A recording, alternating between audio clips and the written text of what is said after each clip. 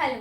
तो अभी पहले हमने देखा ह्यूमन एक्सक्रीटरी सिस्टम। अभी हम देखने वाले हैं कि नेफ्रॉन के बारे में।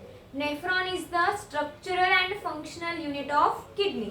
अगर बच्चा लोग नेफ्रॉन ना हो ना तो अपन ठीक ठाक नहीं रहेंगे, क्योंकि नेफ्रॉन अगर डैमेज हो जाए तो अपन भी डैमेज हो जाएंगे। क्योंकि अगर अपनी बॉडी से वेस्ट ही बाहर ना निकले, वो बॉडी में इकट्ठा होते रहे तो बॉडी कैसे रहेगी। अगर तुमने घर को क्लीन नहीं किया और वही गंदगी में तुम रह सकते हो क्या? तो नहीं।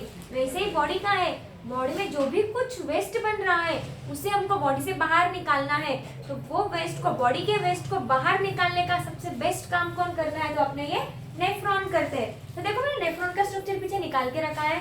कैसा दिख रहा है तुमको? अजीब सा। चलो स्टार्ट करते हैं उसको, पहले देखते हैं। तो ये कुछ कप लाइक स्ट्रक्चर दिख रहा है तुमको?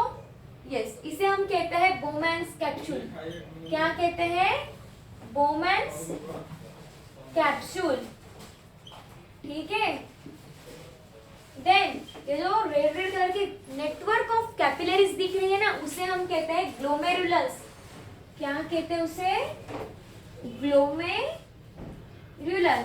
वो क्या है? एक नेटवर्क ऑफ कैपिलरीज है। पहले मैं तुमको बता देती हूँ उनके पार्ट्स क्या क्या है। यह है एफरेंट आर्टेरियोल,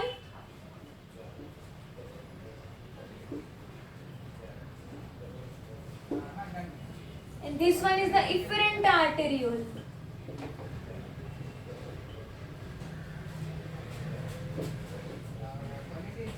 ये नीचे कॉइल पार्ट दिख रहा है, इसे हम कहते हैं PCT, proximal convoluted tubule. PCT ये जो है ना, ये वाला, ये है पीसीटी, प्रॉक्सिमल कॉन्वोल्यूटेड ट्यूबुल। उसके बाद ये जो नीचे का हिस्सा दिख रहा है तुमको, यहाँ से इतना, इसे कहते हैं हम लूप ऑफ हेनले। ये हेनले ने डिस्कवर्ड किया ये लूप, इसलिए हम कहते हैं लूप ऑफ हेनले। उसके बाद अगेन ये कॉइल पार्ट दिख रहा है, इससे ये लंबा है और इसका नाम है क्या? DCT, distal convoluted tubule. ठीक है। और लास्ट में ये जो दिख रहा है इसे हम कहते हैं कलेक्टिंग डक्ट।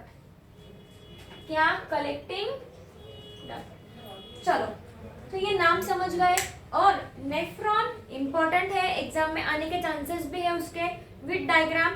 तो डायग्राम की भी बार बार प्रैक्टिस करो, और जो भी कुछ मैं पढ़ा रही हो उन वीडियोस को भी तुम बार बार देखते रहो। तो चलो चालू करते हैं पहले पार्ट से। किडनी। अभी जो किडनी की रिनाल आर्टरी है, मेन आर्टरी जिसे कहते हैं, मेन आर्टरी, वो है रिनाल आर्टरी। ठीक है।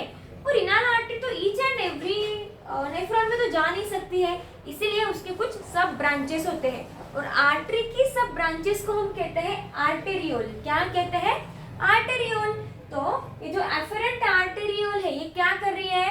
ये ब्लड लेके आ रही है। जब ब्लड किसी ऑर्गन के पास जाता है ना, तो उसका प्रेशर हाई होता है, तो इसीलिए इसका जो कैनाल है वो कैसा है? ब्रॉड है। तो यहाँ से क्या आ रहा है? ब्लड आ रहा है रिनल आर्टरी से।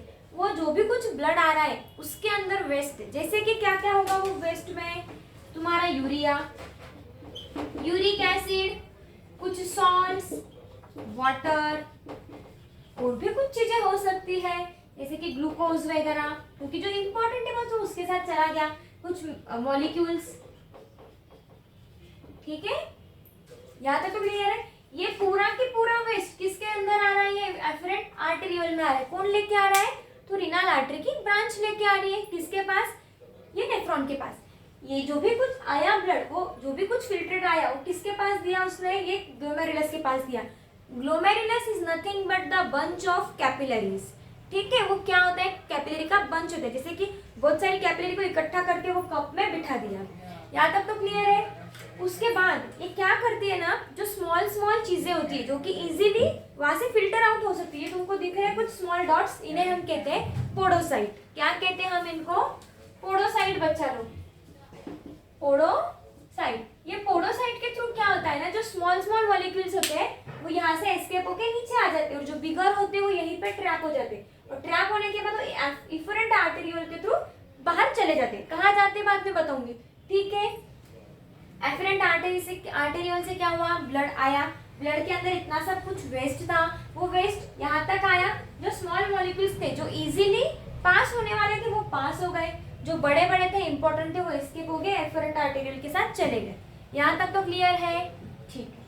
उसके बाद हम पीसीटी को देखते हैं, प्रॉक्सिमल कॉन्वोल्यूटेड ट्यूब्यूल। पीसीटी में क्या होता है पता है क्या? वो एक वहाँ पे अल्ट्रा फिल्ट्रेशन होता है। जैसे कि बहुत सी चीजें जो होती है, जो इंपॉर्टेंट होती है, वहां से उनको क्या किया जाता है, ले लिया जाता है। क्योंकि जो ये आर्टेरियल की ब्रांच है ना, ये ईच एंड एवरी नेफ्रॉन के पार्ट के सामने आ जाती है। ये क्या है, तो ये है आर्टेरियल की ब्रांच। कौन से, इफरेंट आर्टेरियल की ब्रांच, जो कि इंपॉर्टेंट चीजें अगर गलती से नीचे आ गई हो तो उनको हमें क्या करना है, एस्केप आउट करके अगेन हमको हार्ट के पास भेजना है, बॉडी के पास भेजना है। ठीक है, यहाँ तक तो क्लियर है।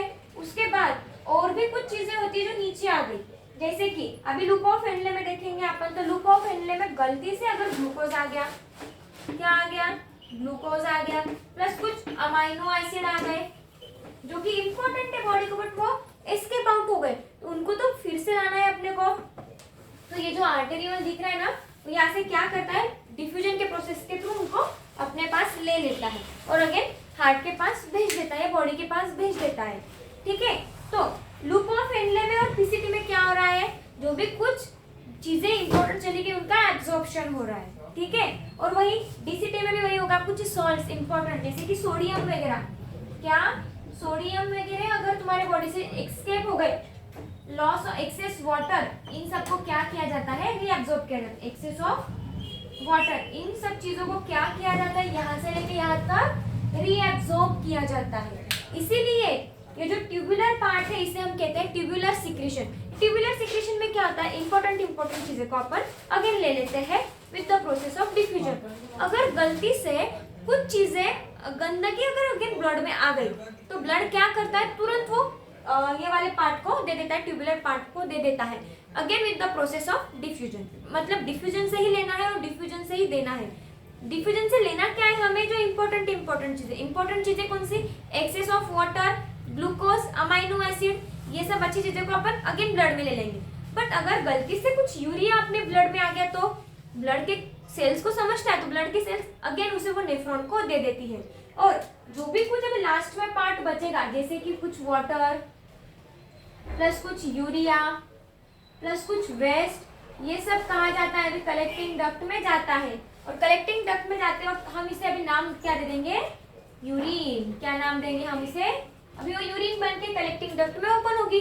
अभी एक कलेक्टिंग डक्ट को कम से कम 7 to 8 digital converter tubule attach होते हैं। ठीक है, एक कलेक्टिंग डक्ट को कितने सारे नेफ्रॉन्स अटैच हो सकते हैं, 7 to 8 नेफ्रॉन्स अटैच हो सकते हैं। अभी तक हमने क्या क्या देखा, एक कप शेप होता है, कप शेप पार्ट होता है, उसे हम कहते हैं बोमेन्स कैप्सूल। वो बोमेन्स कैप्सूल के यहाँ पे स्मॉल पोर्स होते हैं, जो कि मतलब वो क्या कहते हैं, अपन चीजों को नीचे लेने का काम करते हैं, जो होते हैं पोडोसाइट। उसके अंदर रखा होता है bunch of capillaries, we call it as a glomerulus. Then efferent arterial से, रीनल आर्टरी से ब्लड आया, वो ब्लड आने के बाद गंदगी जो थी वो नीचे चली गई, अच्छी चीजें ऊपर चली गई। देन पीसीटी में क्या हुआ, अल्ट्रा फिल्ट्रेशन हुआ और रीअब्जॉर्प्शन हुआ। ये जो भी कुछ ट्यूबुलर पार्ट है, यहाँ पे क्या हो रहा है, रीअब्जॉर्प्शन हो रहा है। किसके थ्रू हो रहा है, तो इफरेंट आर्टेरियल के थ्रू हो रहा है। ठीक है, इफरेंट आर्टरी की ईच एंड एवरी हिस्सा किसके सामने आ रहा है, वो नेफ्रॉन के सामने आ रहा है। इंपॉर्टेंट चीजें वो ले लेती है, इंपॉर्टेंट चीजें जैसे कि glucose, amino acid, sodium and excess of water. और ये सब क्या था, ये वेस्ट था, ये मतलब ये अच्छी चीज है, बट ये सब किसके साथ आया था, तो एफरेंट आर्टरी के साथ आया था। लूप ऑफ हेनले में वगैरह सब एक्सेस वाटर वगैरह जमा होने के बाद जो भी कुछ बचा वाला वेस्ट था, वो किसी के पास अपन दे देते हैं, डीसीटी के पास दे देते हैं। फिर डीसीटी में जाने के बाद अगेन एक्सेस ऑफ वाटर अगर गया होगा तो उसको अपन ले लेते हैं।